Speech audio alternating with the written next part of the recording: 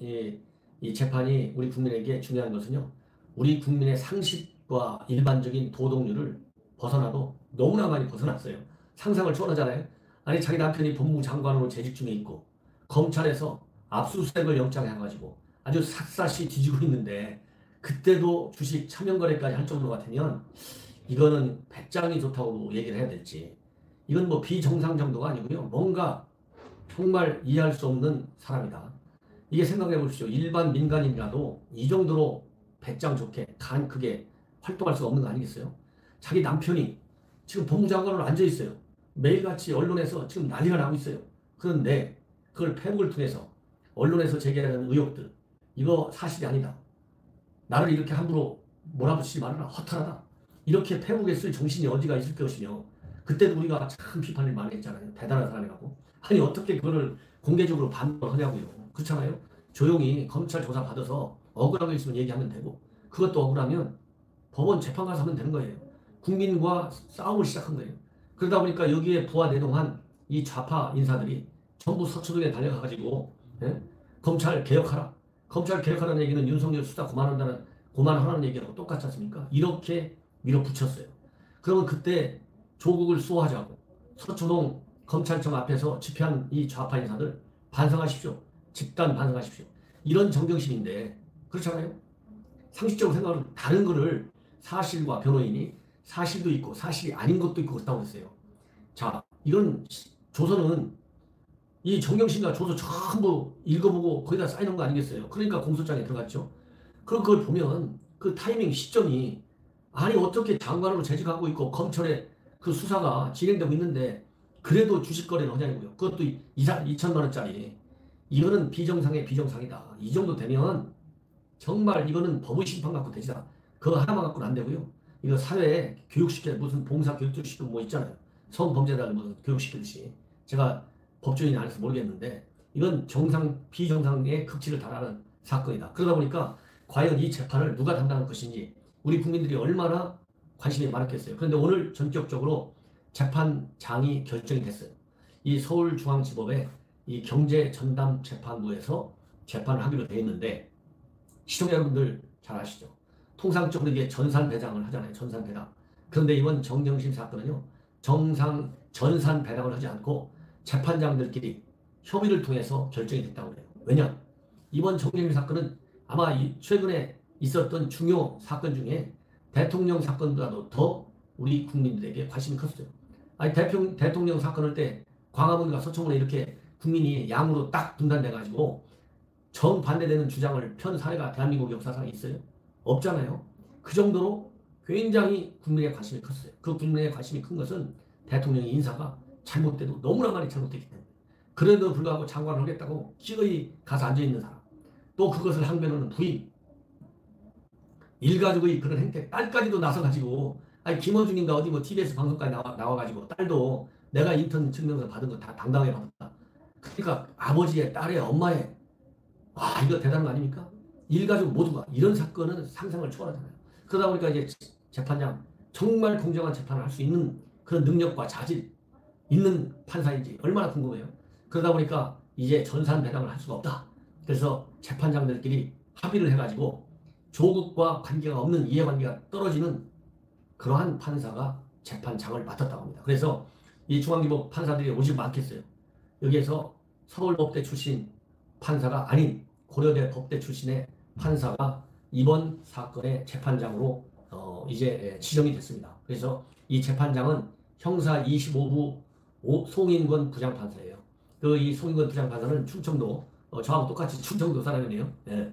그 대전 보문고를 나오고 고려대 법학과를 나왔고 그 다음에 이 송인권 판사 재판장이 주로 다룬 요즘에 큰 사건들은 환경부 블랙리스트 사건 여러분들 잘 아시죠?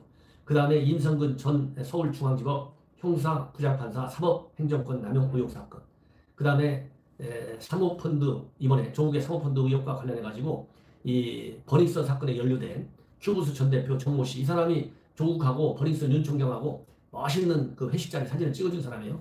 이런 사건들을 맡고 있는데 그리고 또 그 큰 사건은 박근혜 전 대통령 국정농단 사건도 맡은 바 있고요.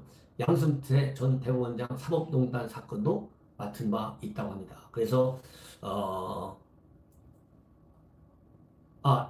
이거는 제가 정정해야 되겠네요. 이 박근혜 국정농단 사건, 양승태 사법농단 사건은 이 재판장이 맡은 게 아니고 이번은 그 정경심 사건하고 똑같이 중요 사건, 신속처리 사건으로 지정된 사건이라고 합니다. 그 정도로 이번 정경심 사건도 이 법원에서 정하는 기준이 중요 신속처리 사건으로 지정이 돼가지고 통상 재판을 하면 일정 기일을 뒀다가 나중에 천천히 이렇게 재판하고 그렇게 되는데 정경심 사건은 말하자면 이게 굉장히 스피드 있게 속도감을 내서 계속해서 빨리빨리 진행시키는 그러한 사건으로 이제 성격 규정이 됐다.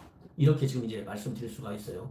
자, 그렇다고 한다면 정경심 사건이 무려 14개나 되잖아요. 14개나 되잖아요. 자녀 입시 비리 사건, 사모펀드 사건, 그 다음에 입학 비리 사건. 이렇게 세 가지 말하자면 이 카테고리로 되어 있어요. 근데 이미 동양대 총장 표창장 사건은 맨 먼저 기소가 된 사건이기 때문에 이거는 이미 한 번 재판이 됐고 15일 날 내일 모레 이 재판 기일이 지정이 되어 있는데 오늘 결정된 형사 25부 재판장에게 표창장 위조 사건도 병합해서 심리가 될 것으로 보인다. 이것이 지금 법조계의 시각이고 법원에서도 그런 방향으로 이번 사건을 처리할 예정으로 있다고 합니다. 자, 이 정도 되면 여러분들께서 충분히 이번 사건을 상당히 생각보다 빠른 속도로 진행되는 것을 볼 수 있고 따라서 우리가 그동안에 의혹으로 돼 있던 게 검찰 수사를 통해서 많이 사실로 확인이 되었지 않습니까? 그런데 이것이 법원에서 과연 어떻게 받아들여지는지 계속해서 빠른 속도로 재판이 진행되기 때문에 우리가 볼 수 있을 것 같아요. 자, 그렇다고 한다면 또 하나 중요한 사건은요. 사안은 바로 뭐냐? 이제 법원에서 재판이 이제 시작되지 않습니까? 검찰 수사는 다 끝났고 그러다 보니까 이 변호인단 규모에 상당한 변화가 있어요. 이 변호인단이 말하자면 본래 18명 있잖아요. 18명인데 8명이 오늘부로 사임을 해서 10명으로 줄어들었다. 이 10명으로 줄어들게 된 것은 그동안에 초호화 메모드급 변호인으로 구성되어 있다. 대통령보다도 더 강하게 큰 대규모 변호인들이다. 우선은 제가 보기에 돈이 많은 것 같아요. 그러다 보니까 이 사회적으로 비판을 좀 받은 것은 사실입니다. 그런 걸 의식해서 변호인들 8명이 줄어들었다. 이런 얘기가 있는가 하면 자기들끼리는 뭐라고 하느냐. 본래 다전 소속, 그 다음에 다산 소속, 그 다음에 LKB 소속 변호사들 총 18명으로 되어 있는데 다전 소속 변호사 8명. 여기는 누가 들어가 있냐면요. 조국이 민정수석할 때 그 당시 반부패 반장했던 이인걸 변호사가 거기에 들어가 있어요. 다전 소속. 그 이인걸 변호사들이 일행이 전부 다 이제 이번에 사임계를 냈는데 이 변호인 측 얘기로는 다른 게 아니고 이 다전 소속 변호사들은 주로 검찰 출신으로 되어 있다고 합니다. 그런데 검찰 수사가 다 끝났으니까 자기네가 아는 전문성 분야는 이제는 덜 필요하고 법원 판사들을 잘 아는, 재판을 잘 아는 이런 변호사가 더 필요하다. 그래서 8명이 다전 쪽에서는 빠져서 이제 10명이 변호에 나선다고 합니다. 여러분들 잘 아시다시피 이미 조국은 이 변호사 8명으로 구성된 정경심 변호인단과 이미 수차례의 대책회의를 가져가지고 검찰의 소환에 대비하고 있다. 이렇게 지금 보도가 되고 있지 않습니까?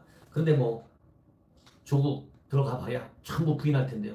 이미 자기가 부인하겠다는 건 다 마찬가지에 공개했잖아요. 아는 게 없고 기억나지 않고 그 다음에는 아내가 한 것이다. 3개예요. 첫째, 기억나지 않는다. 둘째, 안 하게 했다. 세 번째, 자기는 모른다.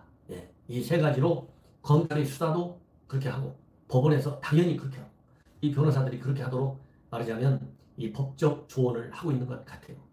어쨌든지 간에 형사 25부 송 재판장의 앞으로 재판 진행을 보겠습니다.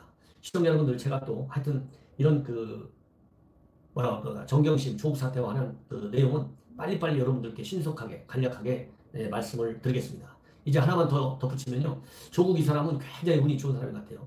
역사상 자기 재판이 자기 검찰 수사가 잘못됐다고 수십만 명이 모여들어서 이렇게 수사를 방해하고 반대하고 이런 사상 초유의 일이 벌어졌는데 조국 검찰 조사 받을 때도 똑같은 현상이 나타날 것이다. 그런데 더 재미있는 것은요. 여기 지금 방배동에 그 조국 자택에는 여성 40대 여성 2~3명, 30명씩 짝을 지어가지고 조편성까지 해가지고 지키고 있다고 해요. 이 언론의 취재가 조국의 사생활을 침해한다. 이래갖고 그 아주 닉네임을 달아갖고 자기들끼리 철저하게 이런 언론 취재를 막고 있다고 합니다. 그런데 이 사람들 오늘 중앙일보가 어디에 인터뷰가 했는데요. 자발적으로 그렇게 모인다고 해요. 참 그 여성들 40대 중년 여성들 대단한 충성파입니다. 그 여성들 참 어느 분들인지 참 궁금해요. 이렇게 조국 부부간에 저지른 범죄 혐의가 14가지나 되고 조국 장관 본인이 저지른 범죄도 대여섯까지 되는 것으로 지금 의혹을 받고 있는데 이런 사람을 보호해야 된다고 정말 살림은 제대로 하는지 알 수가 없네요. 예, 뭐 살림이야 진짜 없겠죠. 그러니까 그렇게 와서 조국 집 앞에 진을 치고 있겠죠. 예, 하여튼 시청자 여러분 여러 가지 재미있는 에피소드와 해프닝이 많이 일어나고 있는 게 바로 조국 사건 검찰 수사 법원 재판 동정입니다. 시청자 여러분 대단히 감사드리고요. 제 방송 구독을 꼭 부탁을 드리겠습니다. 예, 대단히 감사합니다. 안녕히 계십시오.